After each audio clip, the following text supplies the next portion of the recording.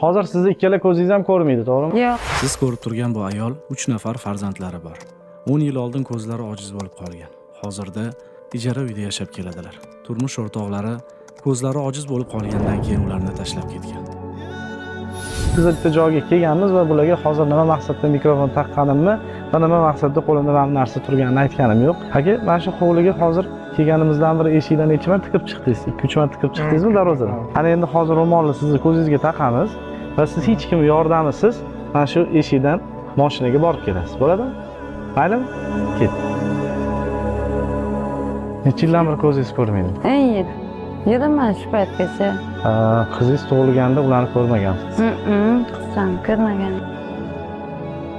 Ko'zi ojiz inson, ko'ri inson tush ko'radimi? Tush ko'radi. Tushimga faqat oppoq bog'lar, oppoq biylar kelib bitta ko'zimni